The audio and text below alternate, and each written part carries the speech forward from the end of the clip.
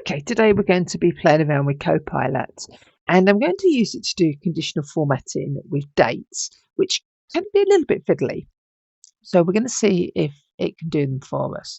I'm using the free version of Copilot that comes with Office 365. It does have a habit of deciding that you've done it's had enough. So I might ask it 5 questions and it gives up or more.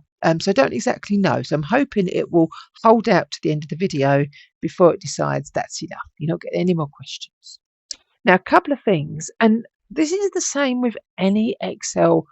If you were doing a formula or if you're using Copilot, you've still got to plan it a bit and think about what you're going to ask.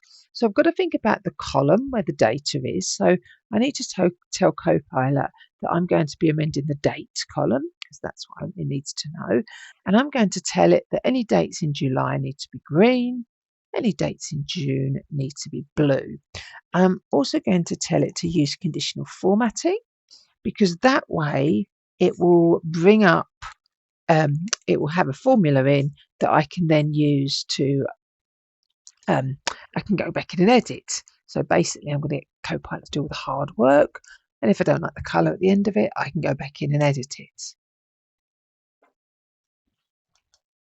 So let's come over to Copilot. Now I'm just going to show you where to find Copilot.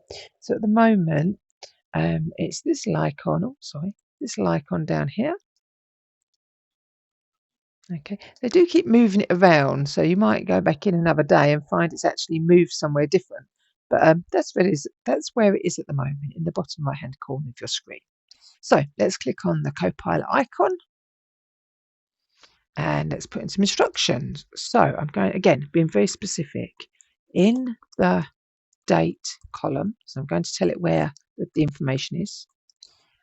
Using conditional formatting, I'm telling it what to use. Make July dates blue, so green, and June dates blue. Okay, let's see if that's enough information. So I've told it where I want it to do the action. Oh, that was quite quick actually. Now, I don't know if you can see on the list, I've actually missed out May. So let's see if we can add that to Copilot. So I'm going to click in Done. And then underneath on that, please make May dates orange. Okay. Now, because I've already been having a conversation and we've discussed July and June, it knows what to do. I don't have to go back and say use the date. So there we go. So now we've got the May date is coming orange. Let's go and have a look at that. So if I go up to the top to conditional formatting, manage rules, and here we are. There's all the colours. Now, if I wanted to change one of the colours, I'd select the colour I wanted to change. I would edit the rule. I'd go to Format, and then I'll choose the new colour.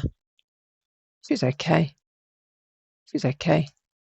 And there you go. So because I've told Copilot to use the conditional formatting, I can still go back in and I can still edit it.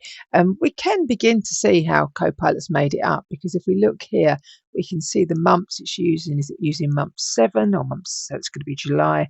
Month 6 is June. 5 is May. So if I did do one for April, I could always click on that one. I could do duplicate rule.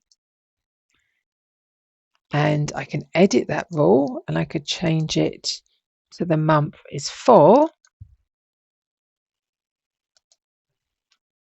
So let's just delete the 5 for May and put a 4 in. Let's imagine we had April. I'm going to change the colour because obviously we want that to be slightly different. Let's say go for burnt orange, choose OK.